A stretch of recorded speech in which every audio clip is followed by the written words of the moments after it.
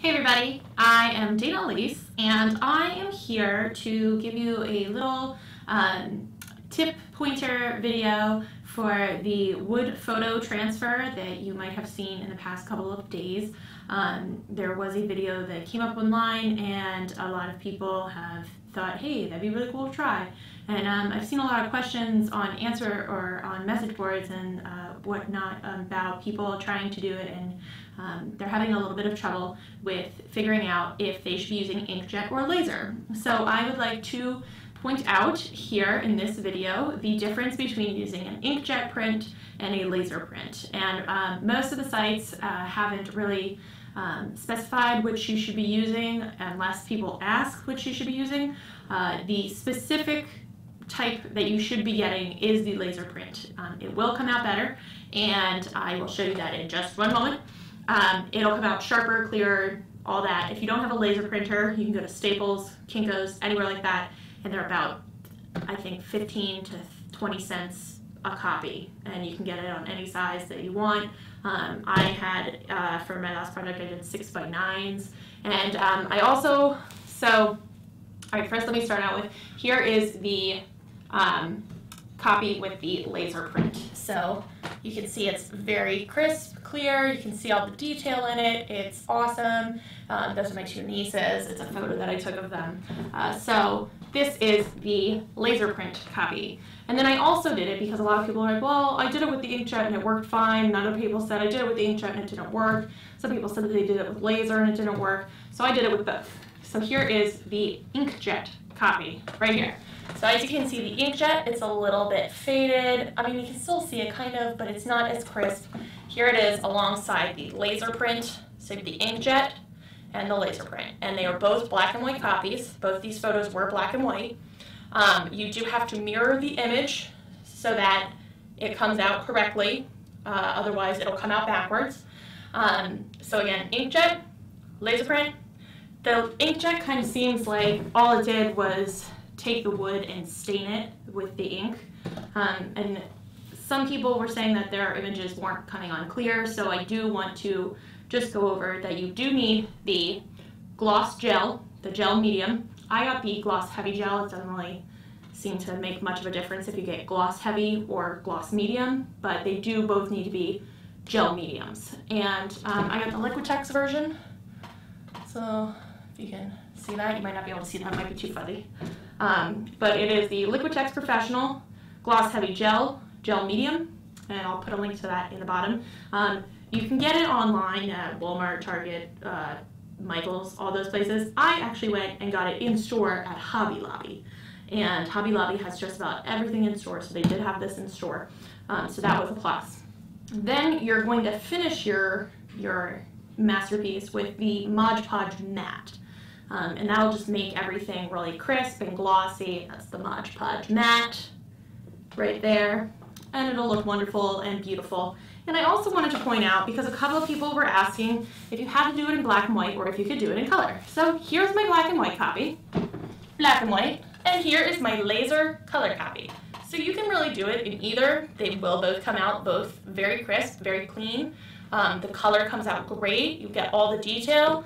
And so that's really nice to work with, where you can do either or. I did do another one, which I didn't have on camera right away, but this is my New York City skyline that I did. I took that photo when I was in New York recently, and so I transferred it onto the wood. And then these actually aren't completely finished yet. I do have to stain them still, but you can stain the wood at the same time. Just make sure that when you are putting the stain on them, that depending on how heavy you want it, you want to wipe it off right away, because the longer you leave it on, the more it will stain. So if you want to do like a light color where it's just like, oh, that's beautiful and finished and rustic, just put it on real quick, wipe it off. And if you want it to be darker, get a darker stain, but darker, leave it on longer, then do the dark. And you want to make sure that if you're going to do the picture with the stain, don't put the matte on before you stain it. I don't want my picture getting stained, so I put the matte on first, and then I'll be doing the sides with the stain. So that is that with the, so again, laser, color, black and white, InkJet. InkJet's not as, InkJet's not as great.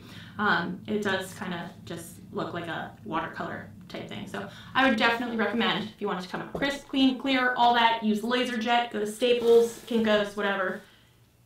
Get a laser printer. If you have a laser printer, awesome, even better. A couple of other tips that I want to add. Before you start, measure your surface. Because if you don't measure your surface, you don't know how big your picture is going to be. If you want it to go all the way out to the edges, you want to make sure that it's the right length to go out to all the edges. If you don't want it to go out the edges, you want it to be smaller than the area. These are 6x9s. I got these at Hobby Lobby also. They do have other sizes. You can do 8x11s, 5x7s. You can do the square, so if you want to take one of your Instagram photos and put it on some wood, boom, do that.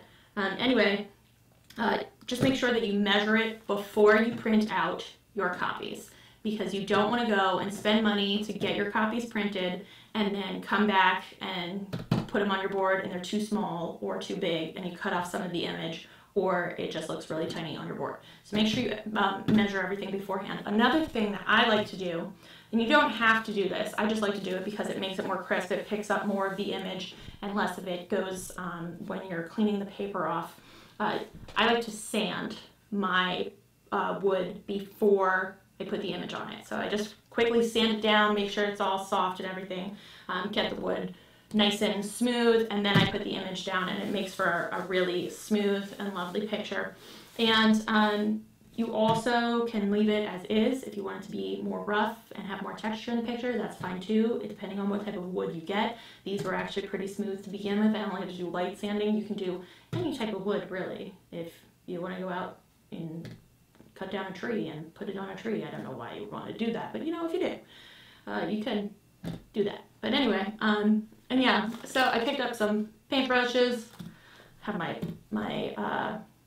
gloss gel, my mat, my measuring tape, my sanders, my pre-destined photos of beautification, and yeah, that's about it. So if you have any questions, leave them in the comments below.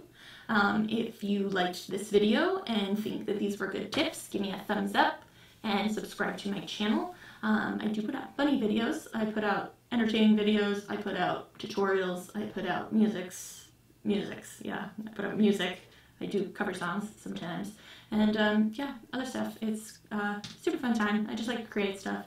And yeah, again, if you have any questions, comment below, like, subscribe, join me, because I think making stuff is awesome. Hey everybody, I am Dana Elise, and I am here to give you a little tip pointer video for the wood photo transfer that you might have seen in the past couple of days. There was a video that came up online and a lot of people have thought, hey, that'd be really cool to try. And I've seen a lot of questions on answer or on message boards and whatnot about people trying to do it, and they're having a little bit of trouble with figuring out if they should be using inkjet or laser. So I would like to point out here in this video the difference between using an inkjet print and a laser print. And most of the sites haven't really specified which you should be using unless people